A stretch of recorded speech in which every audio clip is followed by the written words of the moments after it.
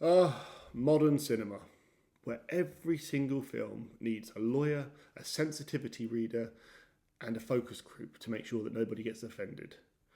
Now, I remember the days pre-COVID, watching customers come out of screens. The doors would open and you could still hear the laughter from the screen as people were walking out.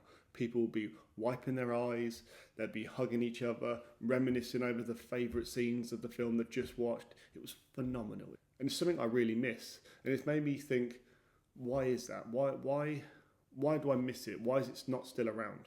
Because it's not around. It doesn't exist anymore. If you go to a cinema, you might see another person. You might. But chances are, you'll be the only one in there. And that's purely because films are not captivating enough. They're not pulling people in. Yes, you get the odd Barbenheimer fiasco and it draws crowds in. But that's like once in a blue moon at the moment. We're not getting those films coming out regularly like we used to. Look at the film slate. The film slate is poor. It is so poor, and it is actually upsetting. As somebody who loves the cinema, I'm tired of sitting in a screen and it's just two of us. Today's cinema is boring. It lacks heart.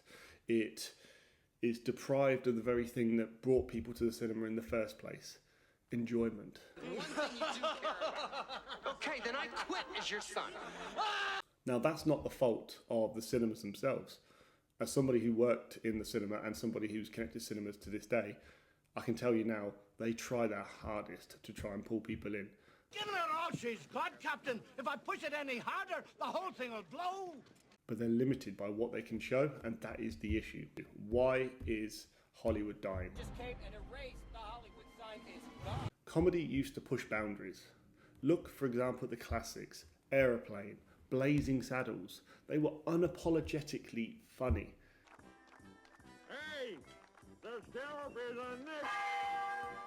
What are you saying? For me, it feels like every joke has been passed through some sort of corporate HR department filter where you can literally hear the execs saying, "What if someone's offended?" No one's going to be offended. Crack on. Get the film out there. It's really simple. Leave all the HR department alone. If anything, sack the HR department. We don't need it anymore. Weinstein's locked up. We don't need it anymore. Everyone who goes to the cinema has chosen to go to the cinema to watch the film. Simple as. And it's irritating how much these corporate companies think they know what we want as the audience and what we want to spend our money on. And if anything, the biggest thing we want to spend our time on.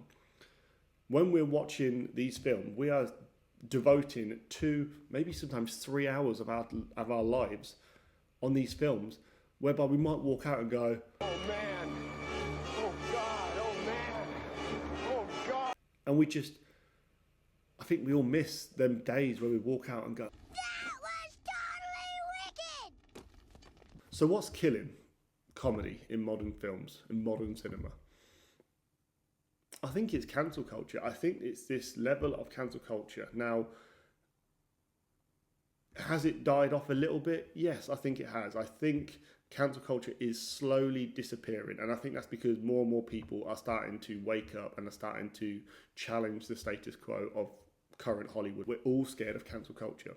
We're scared that if we say the wrong thing at the wrong time to the wrong person, we lose our jobs, we lose our livelihoods, we lose our money, we lose our bank accounts, we lose our freedoms. And that's the issue. And I think that is the biggest issue that is affecting not only the world, the Western world that we live in, but it's affecting modern cinema. And it's so clearly there. You can see it. Well, that's it then. Any film nowadays has to make sure they tick every single diversity hire box, or make sure every single political message is sent through their film in some way through fear of being cancelled. And that's the biggest issue.